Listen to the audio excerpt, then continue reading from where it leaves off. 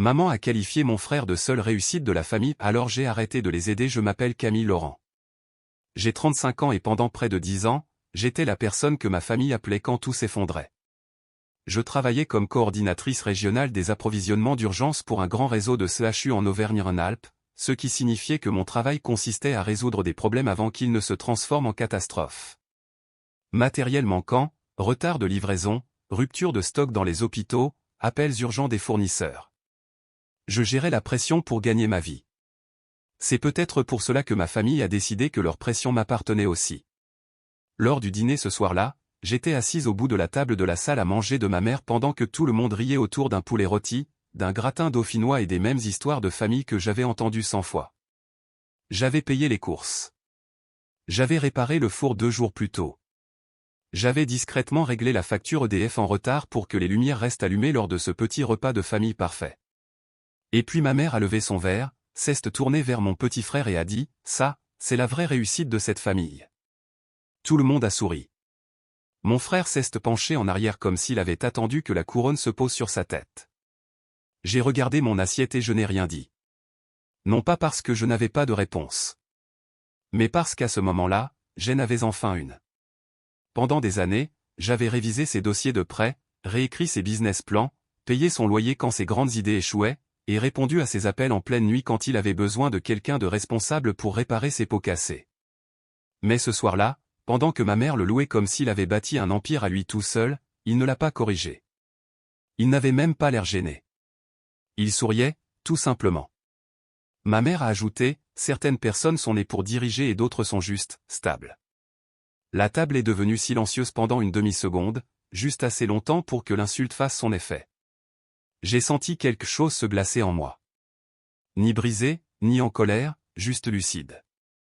J'ai posé ma serviette à côté de mon assiette, j'ai regardé le visage fier de mon frère et j'ai pensé, très bien, si c'est lui la réussite, alors laissons-le gérer le succès sans moi. Je ne suis pas parti en claquant la porte tout de suite. Ça leur aurait donné un prétexte facile pour parler. Camille est trop émotive. Camille ne supporte pas la plaisanterie. Camille ramène toujours tout à elle. Alors, je suis resté immobile, j'ai croisé mes mains sous la table et j'ai laissé la conversation continuer. Ma mère, Sophie Laurent, a continué à faire l'éloge de mon frère Julien comme si elle lisait un scénario qu'elle avait écrit dans sa tête il y a des années. Julien a une vision, a-t-elle dit. Julien prend des risques. Julien n'a pas peur de rêver plus grand que cette famille ne l'a jamais fait. Mon père, Bernard, fixait son verre comme il le faisait toujours quand il savait que quelque chose d'injuste se passait, mais qu'il ne voulait pas en payer le prix en le disant à voix haute. Julien a tapoté sa fourchette contre son assiette et a ri. « Maman, tu me fais paraître meilleur que je ne le suis, » a-t-il dit. Mais son sourire disait la vérité. Il adorait ça. Il adorait être le fils prodige, l'entrepreneur courageux, la preuve éclatante de la famille que les Laurent pouvaient devenir quelqu'un d'important. Ce que personne n'a mentionné, c'est que 3 de ces risques avaient été discrètement sauvés par moi. La première fois, il a lancé une start-up de livraison de repas sains et a oublié de calculer les coûts de réfrigération. J'ai passé 2 week-ends à refaire son budget pour que le propriétaire du local ne le poursuive pas en justice. La deuxième fois, il a essayé de vendre des équipements de fitness importés d'Asie sur Internet et s'est retrouvé sous une montagne de retard d'expédition. J'ai appelé les fournisseurs pendant mes pauses déjeuner jusqu'à ce que les menaces de remboursement cessent. La troisième fois, il a ouvert une petite salle de sport avec plus de confiance que de planification. Et quand il a manqué d'argent pour les salaires, j'ai pioché dans mes économies pour que ses employés ne claquent pas la porte. Rien de tout cela n'est apparu dans le toast de ma mère. Dans sa version, Julien gravissait des montagnes. Je n'étais que le sol sous ses chaussures. Puis elle m'a regardé et a dit, « Camille, toi tu comprends la stabilité, mais Julien a cette étincelle. C'est ce qui sépare les gens ordinaires des gens qui réussissent. » Ordinaire. Le mot s'est posé entre nous comme un couteau délicatement placé sur la table. J'ai jeté un coup d'œil à Julien, attendant qu'il dise au moins une chose décente. Il aurait pu dire, « Camille m'a aidé. » Il aurait pu dire, « Je ne serais pas là sans elle. » Il aurait pu dire n'importe quoi.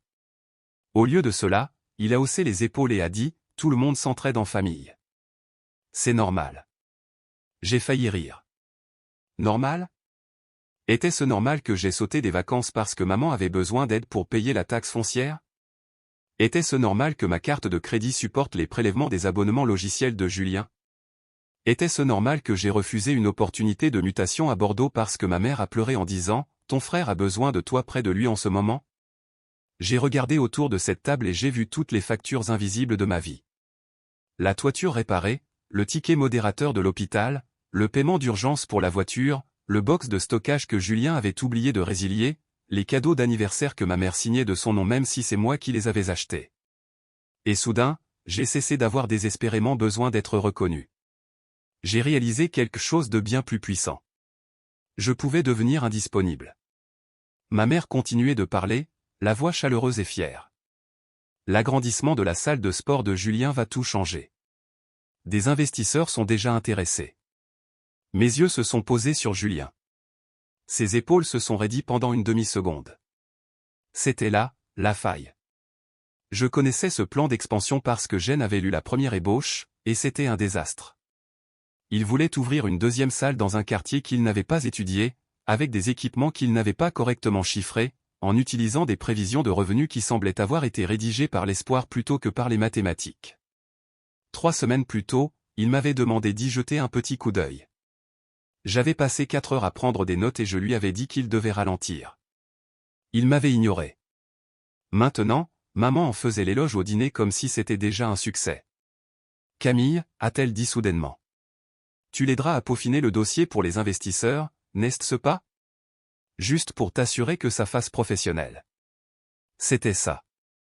La couronne pour lui, le travail pour moi. Julien n'a même pas demandé.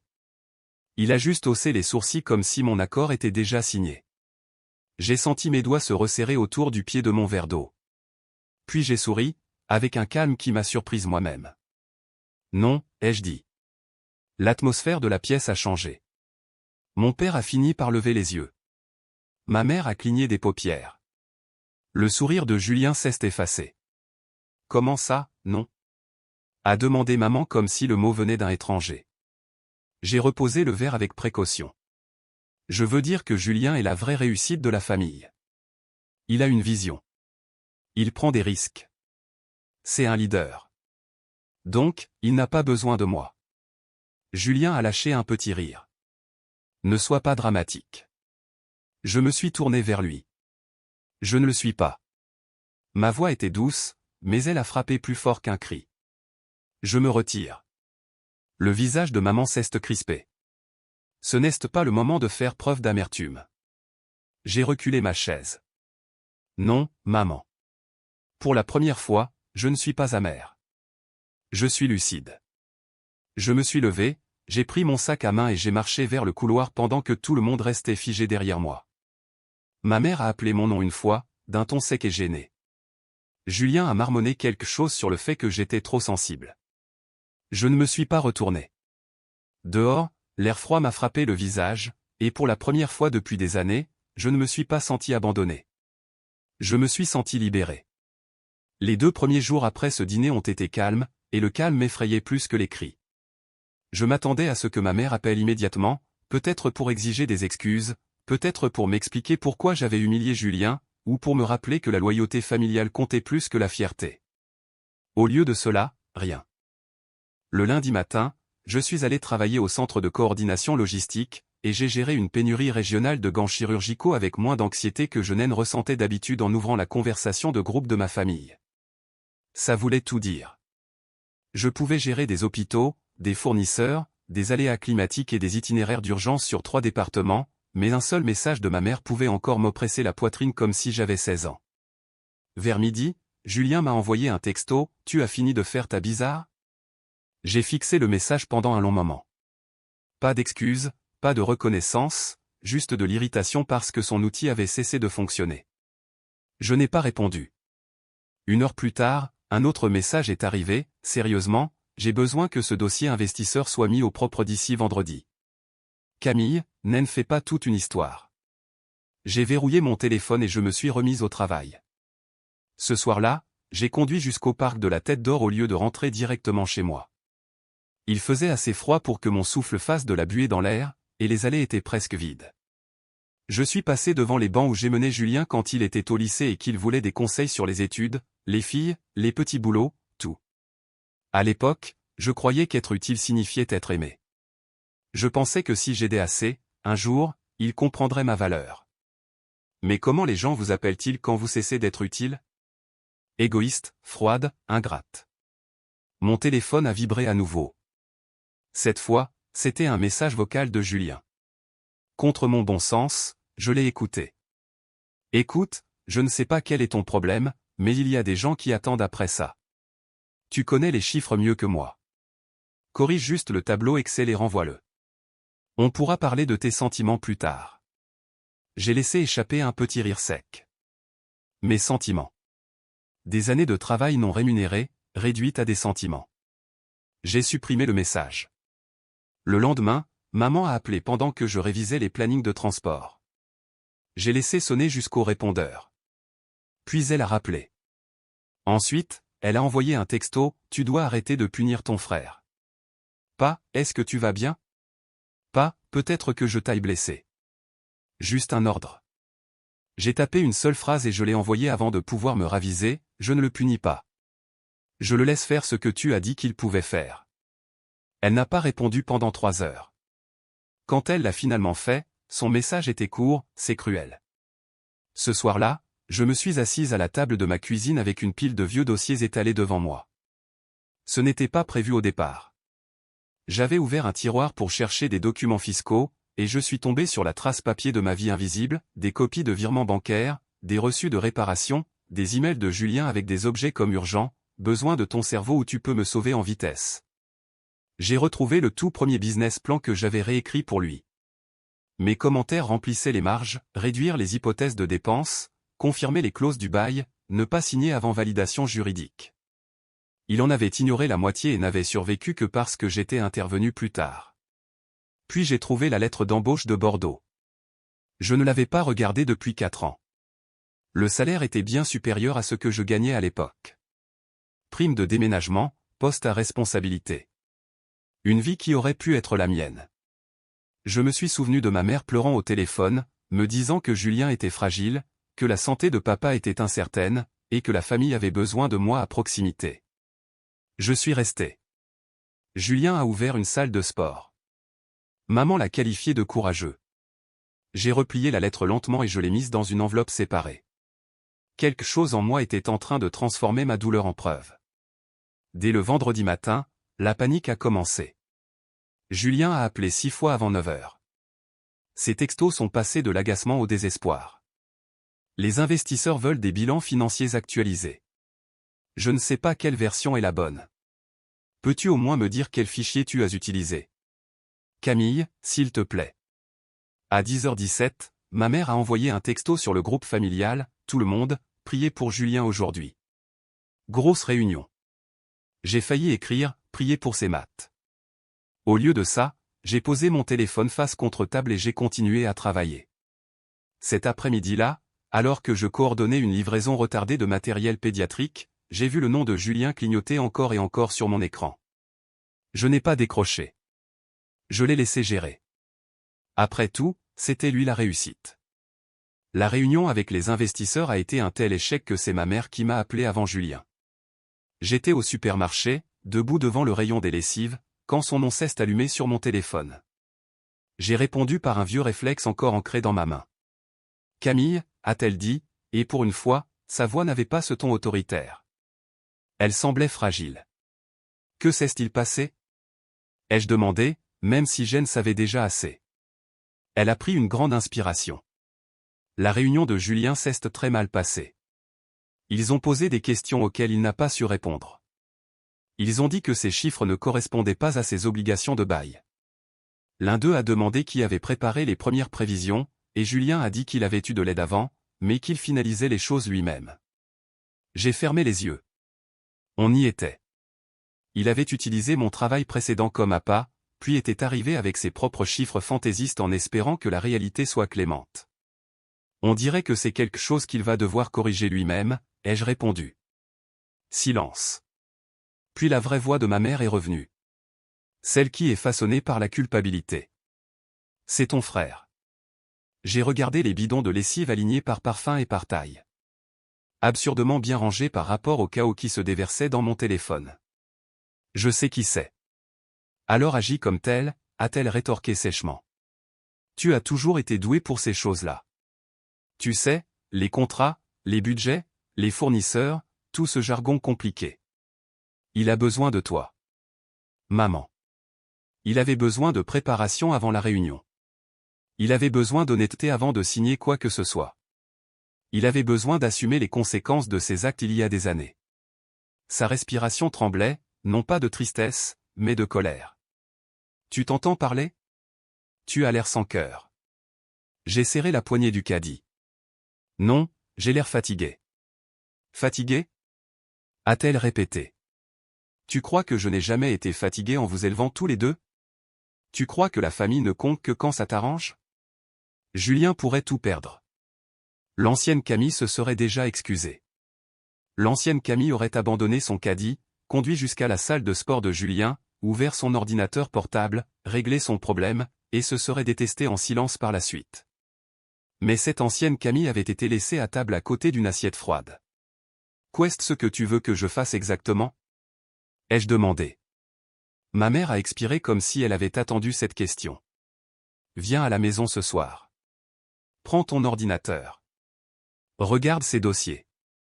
Appelle qui tu dois appeler. Aide-le juste à traverser ça.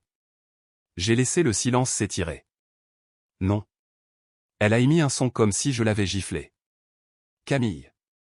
Non, ai-je répété. Je ne vais pas reconstruire sa proposition. Je ne vais pas appeler ses investisseurs. Je ne vais pas mettre mon nom sur des documents que je n'ai pas approuvés. Alors, tu vas le regarder se noyer? Non, ai-je dit. Je vais arrêter de faire semblant que je suis la raison pour laquelle il n'a jamais appris à nager. Pendant un instant, tout ce que j'ai entendu, c'est la musique du supermarché au-dessus de ma tête. Joyeuse et ridicule. Puis ma mère a baissé la voix. Ton père est mort d'inquiétude. Je suis morte d'inquiétude. Julien a à peine mangé. C'est ça que tu voulais? Celle-là a fait mal. Pas parce que c'était juste, mais parce qu'elle savait exactement où appuyer. Ce que je voulais, ai-je dit lentement, c'était que quelqu'un me dise merci avant que tout ne s'effondre. Ce que je voulais, c'était que tu arrêtes de l'appeler la seule réussite pendant que c'était moi qui tenais le sol sous ses pieds. Mais tu ne l'as pas fait. Alors maintenant, il doit apprendre à se tenir debout tout seul. Elle a murmuré, je ne te reconnais pas, j'ai dégluti difficilement. Ça fait deux d'entre nous. Je commence à peine à me connaître. J'ai raccroché avec la main qui tremblait. Puis je suis resté là pendant près d'une minute, entouré de gens ordinaires achetant des choses ordinaires, pendant que mon cœur battait à tout rompre comme si j'avais commis un crime. Mais poser des limites ressemble à un crime quand on a été élevé pour confondre l'obéissance avec l'amour. J'ai terminé mes courses. Je suis rentré chez moi. Je me suis préparé à dîner. Je n'ai pas ouvert les dossiers de Julien. À 23h42 ce soir-là, il a envoyé un seul message, tu n'as aucune idée de ce que tu viens de faire. Je l'ai regardé, puis j'ai répondu, toi non plus. C'était bien ça le problème. Il n'a pas répondu. La semaine suivante, tout ce que Julien avait caché a commencé à éclater au grand jour. Pas tout d'un coup. Ça aurait été trop net. Au lieu de cela, la vérité est arrivée par morceaux, chacun plus laid que le précédent. D'abord, l'un de ses coachs a démissionné parce que les salaires avaient été versés en retard 2 fois. Ensuite, une mise en demeure du propriétaire a été affichée sur la porte de la salle. Puis, un fournisseur local a posté un message dans un groupe d'entrepreneurs pour alerter sur des factures de matériel impayées. Ma mère me transférait des captures d'écran comme s'il s'agissait à chaque fois d'une urgence médicale. Tu te rends compte que les gens l'attaquent publiquement? A-t-elle écrit. J'ai regardé le message et j'ai pensé, ils ne l'attaquent pas, ils le décrivent. Mais je n'ai rien dit. J'avais appris que certaines vérités deviennent des armes lorsqu'elles sont dites trop tôt. Le mercredi, mon père a appelé. C'était rare. Papa préférait le silence comme d'autres préfèrent le café. Camille, a-t-il dit doucement. Ta mère est dans tous ses états. J'étais assise sur mon canapé, l'ordinateur ouvert, des rapports de travail en attente. Je suis désolé qu'elle soit contrariée. Julien a fait des erreurs. Oui, a-t-il soupiré. Mais perdre la salle de sport pourrait le ruiner. J'ai fermé mon ordinateur. Papa, il a signé des contrats qu'il ne comprenait pas. Il a gonflé les chiffres. Il a ignoré les avertissements. Si perdre la salle le ruine, c'est que la salle n'a jamais été viable. Mon père ne l'a pas défendu immédiatement, et cette pause m'a prouvé qu'il le savait. Ta mère pense que tu essaies de donner une leçon à tout le monde. C'est le cas, ai-je répondu. Ma propre honnêteté m'a surprise. Mais ce n'est pas la leçon qu'elle croit. Quelle est cette leçon? J'ai regardé l'enveloppe sur ma table basse, celle contenant des années de factures et de vieux emails. Que je n'ai jamais été le plan de secours de la famille. J'étais une personne. Papa est resté silencieux si longtemps que j'ai cru que la communication avait été coupée. Puis il a dit, j'aurais dû dire quelque chose pendant ce dîner. Les mots ont atterri doucement, presque trop tard pour avoir de l'importance, mais pas trop tard pour faire mal. Oui, ai-je dit. Tu aurais dû. Il n'a pas argumenté. Après avoir raccroché, j'ai pleuré pendant 10 minutes. Non pas parce que je voulais revenir en arrière, mais parce qu'entendre enfin une phrase honnête m'a fait réaliser depuis combien de temps je vivais sans. Ce vendredi-là, ma directrice m'a convoqué dans son bureau. Pendant une seconde terrifiante, j'ai cru que le chaos familial avait d'une manière ou d'une autre débordé sur mon travail. Au lieu de cela, elle m'a offert le poste pour lequel je travaillais discrètement depuis 2 ans, directrice de la préparation régionale pour l'Agence régionale de santé. Plus de responsabilités, un meilleur salaire, et l'autorité pour créer une nouvelle équipe d'intervention d'urgence à l'échelle de toute la région. Vous êtes calme sous la pression, Matt et elle dit. Vous voyez les problèmes avec clarté. J'ai failli rire de l'ironie. Au travail, ma lucidité me valait une promotion. À la maison, elle me valait d'être qualifié de cruel. J'ai accepté l'offre. Ce soir-là, je me suis offert un dîner dans un petit restaurant du centre-ville de Lyon. Pas de grande fête avec des ballons ou du champagne, juste une table tranquille, un repas chaud, et la paix étrange de me choisir moi-même. À la moitié du repas, Julien a appelé. J'ai laissé sonner 1 fois, 2 fois, 3 fois. Puis j'ai décroché. Sa voix était éraillée. Je suis en train de craquer. Je n'ai pas parlé. Il a continué, plus vite maintenant. Les investisseurs se sont retirés. Le propriétaire veut être payé d'ici lundi. Romain a démissionné et est parti avec 2 clients. Le fournisseur d'équipements menace d'entamer des poursuites. Maman dit que tu as des documents de la fois où tu m'avais aidé avant. Il me les faut. Pas peux-tu m'aider? Pas je suis désolé. Il me les faut. Ces documents étaient des brouillons, ai-je dit. Ils étaient basés sur des conditions que tu as modifiées. Ne me parle pas comme un avocat. Alors ne me demande pas des preuves. Il a juré à voix basse.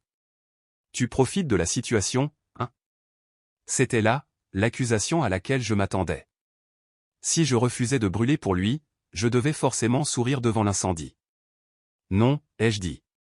Je fais le deuil du fait qu'il a fallu en arriver là pour que tu remarques que j'avais un jour été impliqué. Sa respiration a changé. Pendant une seconde, j'ai cru qu'il allait comprendre. Puis il a dit, tu te crois supérieur à nous maintenant parce que tu as eu une promotion de snob. Je me suis figé. Qui t'a dit ça? Maman. Elle a dit, peut-être que maintenant elle va arrêter d'agir comme si aider sa famille la rendait pauvre. J'ai reposé ma fourchette avec précaution. Quelque chose en moi s'est verrouillé. Julien, écoute-moi bien. Je n'enverrai aucun fichier. Je n'appellerai aucun investisseur. Je ne prêterai pas d'argent. Je ne justifierai pas tes choix devant des gens que tu as trompés.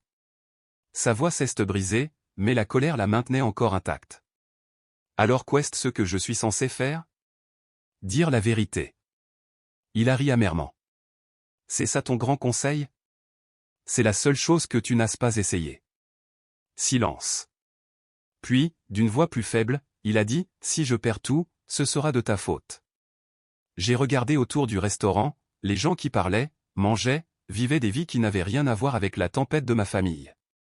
Pour la première fois, sa menace ne m'a pas atteinte. Non, ai-je dit. Pour une fois, ce sera de la tienne. J'ai raccroché avant qu'il ne puisse répondre. La confrontation a eu lieu un dimanche après-midi, 3 semaines après le dîner où ma mère avait couronné Julien comme la seule réussite de la famille. Elle ne m'a pas invité cette fois-ci. Elle m'a ordonné de venir. Viens à la maison, disait son texto. C'est aller trop loin. J'ai failli l'ignorer. Puis j'ai regardé l'enveloppe de reçus, de mai, de virements et de vieux contrats posés sur mon bureau. J'ai réalisé que je n'avais plus besoin de me défendre, mais que j'avais besoin de mettre fin à cette histoire qu'il n'arrêtait pas de réécrire. Alors, j'ai conduit jusqu'à la maison de mes parents avec l'enveloppe sur le siège passager. La même maison, le même perron, la même couronne en laiton que ma mère accrochait à chaque saison comme si la décoration pouvait réchauffer une famille. Quand je suis entré, Julien était debout dans le salon, mal rasé, pâle, portant un sweat à capuche de sa propre salle de sport. Ma mère était assise sur le canapé, les yeux rouges, tortillant un mouchoir dans ses mains. Mon père se tenait près de la cheminée et avait l'air d'avoir vieilli de 10 ans en 3 semaines. Finalement, maman a pris la parole. Pas de bonjour. Pas de chaleur. Juste une accusation. Nous devons régler ça. J'ai posé mon sac. Non, maman. Vous voulez que je règle ça? Julien s'est avancé. La salle est finie si je ne trouve pas d'argent d'ici mardi. Sa voix tremblait, et pour la première fois, son éclat doré avait disparu. Le propriétaire a changé les serrures du deuxième local. Le premier tourne à peine. Les gens parlent sur Internet, j'ai dû désactiver les commentaires. Ma mère m'a regardé comme si j'étais censé m'effondrer de culpabilité. Il pourrait perdre son appartement. J'ai hoché la tête lentement. C'est grave. Grave? A-t-elle explosé? C'est tout ce que tu as à dire? Le visage de Julien s'est crispé. J'ai besoin de 35 000 euros. Le chiffre a frappé la pièce comme une assiette qui se brise. Mon père a fermé les yeux. Ma mère a détourné le regard, ce qui m'a prouvé qu'elle le savait déjà. Non, ai-je répondu. Julien a lâché un rire nerveux, effaré. Tu n'y as même pas réfléchi. J'y ai réfléchi pendant 10 ans. Maman s'est levée. Comment peux-tu être aussi froide? C'est ton frère. Il a fait des erreurs, oui, mais tu as toujours été la personne responsable. Ce n'est pas un compliment, ai-je dit. Ma voix est restée ferme. Pas venant de toi. Elle a tressailli. Tant mieux. Non pas parce que je voulais la blesser, mais parce que la vérité devait toucher ceux qui passaient des années à l'éviter. Julien s'est passé les 2 mains dans les cheveux. Je te rembourserai. Tu me dois encore l'argent des salaires d'il y a 2 ans. Il a eu l'air surpris. C'était différent. J'ai ouvert l'enveloppe et sorti le premier document. 3 800 euros. Tu as dit que c'était pour 2 semaines. Tu ne les as jamais remboursés. J'ai posé le papier sur la table basse. Ensuite, un autre virement de 4 200 euros pour le stockage du matériel. 6 cents de plus pour tes abonnements logiciels. Et encore 900 pour la relecture juridique, dont tu disais qu'elle ne servait à rien jusqu'à ce que tu en aies besoin. Ma mère fixait la pile qui s'agrandissait. Pourquoi as-tu apporté tout ça? Parce qu'à chaque fois que je dis la vérité, tu appelles ça de l'amertume. Alors, j'ai apporté les preuves. Mon père s'est approché, lisant en silence. Son visage s'est transformé. Julien a d'abord eu l'air furieux, puis piégé. Tu as tout gardé, a-t-il dit comme si je l'avais trahi en m'en souvenant. Oui, ai-je répondu. C'est ce que font les gens responsables. Maman a murmuré, Camille, c'est humiliant. Je l'ai regardé. Non, maman. Humiliant, c'était d'être assise à ta table pendant que tu le félicitais pour le travail que j'avais porté à bout de bras. Humiliant, c'était d'être qualifié de personne ordinaire par la femme qui m'appelait à chaque fois qu'un effort extraordinaire était requis. Ça, c'est de la documentation. Les genoux de Julien ont semblé flancher. Il s'est assis lourdement sur le bord du canapé. Je ne savais pas qu'il y avait autant. Parce que tu n'as jamais eu besoin de le savoir, ai-je dit. Moi je le savais. Je l'ai toujours su. Ma mère a alors commencé à pleurer, mais pas de ces pleurs doux qui réclament le pardon. C'étaient des pleurs de colère, de quelqu'un qui est acculé. Et alors, maintenant quoi? Tu veux qu'on te supplie? Julien a levé les yeux vers moi, et à ma grande surprise, il s'est vraiment penché en avant, les coudes sur les genoux, la voix brisée. S'il te plaît, Camille, je t'en supplie. Je ne sais pas comment me sortir de là. Je croyais pouvoir gérer. Je me disais que si j'avais l'air d'avoir réussi assez longtemps, je finirais par réussir. Pendant un instant, le silence dans la pièce est devenu douloureux. Il était là. Pas le fils prodige, pas le visionnaire, pas la preuve de grandeur de la famille. Juste mon frère, terrifié par la vie qu'il avait construite sur des compétences empruntées. L'ancienne Camille a bougé en moi comme un fantôme. Elle voulait s'asseoir à côté de lui. Elle voulait dire « Donne-moi l'ordinateur ». Elle voulait faire cesser la peur. Mais je l'avais enterrée pour une bonne raison. Je ne te donnerai pas d'argent, ai-je dit. Je ne mentirai pas à tes investisseurs. Je n'effacerai pas les conséquences. Julien a caché son visage dans ses mains. Ma mère a chuchoté, « Alors pourquoi es-tu venu ?» J'ai sorti la dernière feuille, une liste que j'avais préparée la veille au soir. Parce que je vais te donner une chose. Pas un sauvetage, mais une piste. Julien a levé la tête. J'ai posé la liste sur la table. Le contact d'un avocat spécialisé en redressement judiciaire. Un conseiller en gestion de dette pour les petites entreprises. Les contacts RH de 2 entrepôts logistiques qui embauchent des superviseurs d'exploitation. Un modèle de lettre d'excuse publique à l'attention de tes clients et fournisseurs. Et un échéancier de remboursement pour ce que tu me dois. Pas parce que j'ai besoin de l'argent tout de suite, mais parce que tu as besoin d'apprendre ce que signifie assumer ses responsabilités. Maman a eu un mouvement de recul. Tu veux que ton propre frère travaille dans un entrepôt ? Je me suis tourné vers elle. Je veux que mon frère travaille. Julien fixait la liste comme si elle était écrite dans une autre langue. Et si je ne le fais pas, alors rien ne changera, ai-je ajouté. Sauf que je ne serai pas là pour amortir la chute. Mon père a pris l'échéancier de remboursement. C'est juste, a-t-il dit doucement. Ma mère a pivoté vers lui. Bernard. Il a secoué la tête. Non, Sophie, c'est juste. C'était la 2e phrase honnête que je l'entendais prononcer en 3 semaines. Ma mère s'est assise comme si ses jambes avaient lâché. Julien a pris la liste avec des mains tremblantes. J'ai pris mon sac. Encore une chose, ai-je dit. Ne me traite plus jamais de personne ordinaire. Les gens ordinaires ne maintiennent pas une famille à flot en silence. Puis je suis sorti, laissant les papiers sur la table comme un miroir qu'il ne pouvait plus éviter. 6 mois plus tard, la maison familiale m'a semblé plus petite que dans mes souvenirs. Peut-être que la maison n'avait pas changé. Peut-être que c'était moi. Je me suis garé de l'autre côté de la rue et je suis resté un moment avec les mains posées sur le volant, regardant la fenêtre à l'étage où Julien avait l'habitude de coller des posters d'athlètes et des citations sur le succès quand nous étions adolescents. À l'époque, il rêvait bruyamment. Moi, je planifiais discrètement.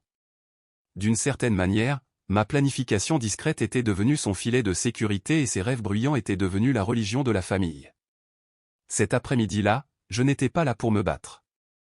J'étais là parce que mon père m'avait demandé de venir pour une dernière réunion avant qu'il ne vende la maison. Il n'était pas à la rue. Il n'était pas ruiné de manière irréparable. Mais les conséquences étaient arrivées, comme l'hiver. Doucement d'abord, puis partout. La salle de Julien a fermé. Le 2e local n'a jamais ouvert. Le propriétaire a porté plainte, puis un accord a été trouvé. 2 fournisseurs ont accepté des plans d'échelonnement après que Julien a publié des excuses publiques et reconnu qu'il avait vu trop grand par rapport à ses capacités. Ces excuses lui ont coûté sa fierté, mais elles l'ont sauvé du pire. Il a supprimé les vieilles photos où il posait à côté d'équipements qu'il n'avait pas totalement payés. Il a pris un poste de superviseur des inventaires dans un entrepôt en périphérie de Vénissieux. Le 1er mois, il a détesté ça. Le 2e mois, il a arrêté de se plaindre. Dès le 4e mois, il a commencé à envoyer des paiements à pas de grosses sommes, mais des vraies aux personnes à qui il devait de l'argent, moi y compris. Ma mère n'a pas géré la situation avec élégance.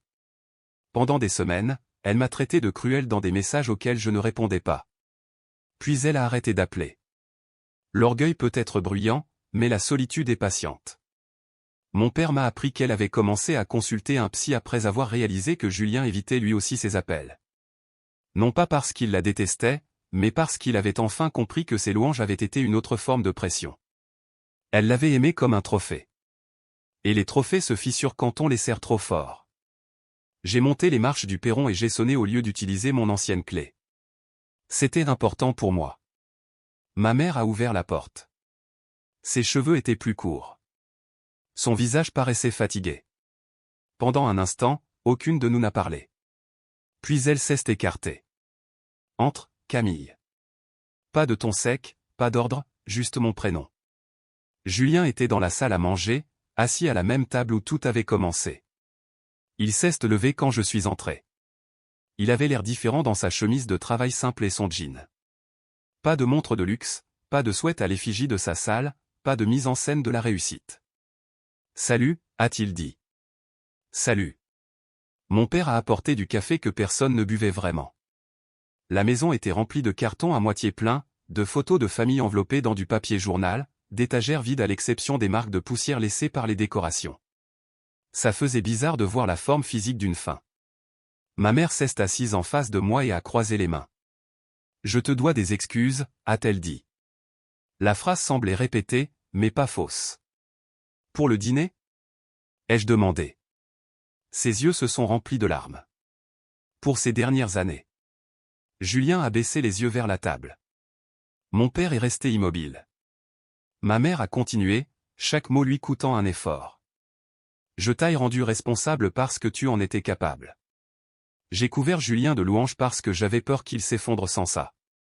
Je me suis convaincu que tu n'avais pas besoin d'encouragement parce que tu étais forte.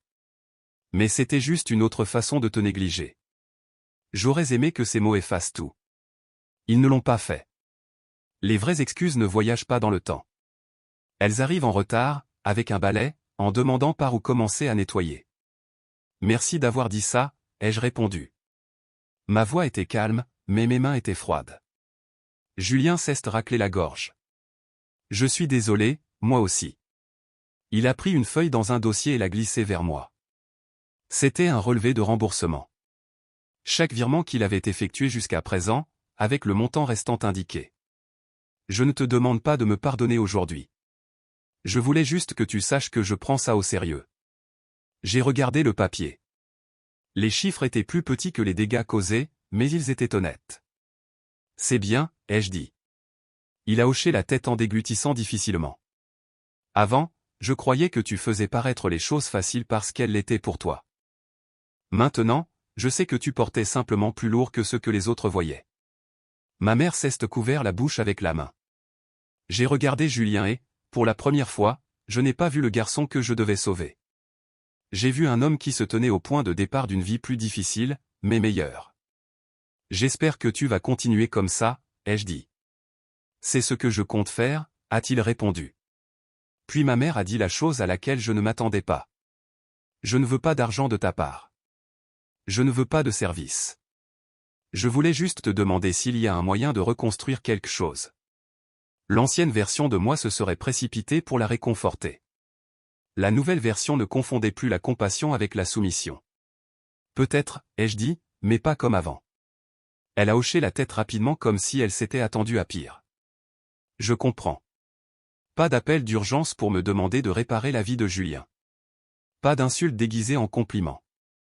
Pas de réécriture de l'histoire. Et plus de dîners de famille où je paie le repas et où je disparais du tableau. Mon père a dit, c'est d'accord? Julien a hoché la tête. Ma mère a murmuré, d'accord. Je me suis levé après ça. Sans dramatiser.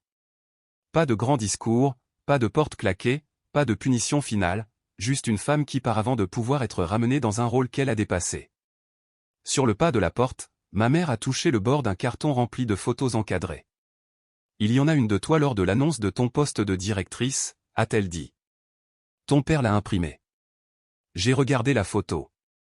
J'étais debout à côté de ma nouvelle équipe d'intervention d'urgence, portant une veste bleu marine, souriant comme quelqu'un qui a enfin pris sa vie en main. Garde-la, ai-je dit. Mais ne l'accroche pas parce que tu es fier de moi maintenant que Julien est tombé. Accroche-la parce que j'ai toujours mérité d'être vu. Elle a pleuré. Puis, silencieusement, je l'ai laissé faire. À l'extérieur, l'air sentait la pluie. Julien m'a suivi sur le perron. Camille, a-t-il dit. Je me suis retourné. Je pensais vraiment que réussir, ça voulait dire que tout le monde croyait en moi. Il a eu l'air gêné par cet aveu. Maintenant, je crois que ça veut peut-être dire devenir quelqu'un que les gens n'ont pas besoin de secourir. Pour la première fois depuis des années, je lui ai souri sans aucun ressentiment. C'est un bien meilleur début. Je suis rentré chez moi, dans mon appartement. Pas le plus grand, pas le plus luxueux, mais entièrement à moi. Ma promotion était devenue concrète. Mes économies se reconstituaient. Mes soirées étaient calmes. Parfois, le silence semblait encore inhabituel, mais il n'était plus effrayant. J'ai appris que l'amour sans limite devient une corvée, et qu'une corvée sans reconnaissance se transforme en ressentiment. J'ai appris qu'aider quelqu'un ce n'est pas la même chose que de le porter sur son dos.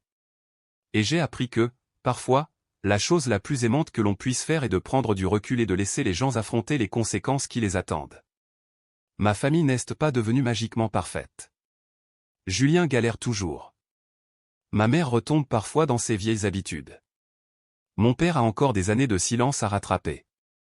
Et j'ai encore des moments où la culpabilité frappe à ma porte.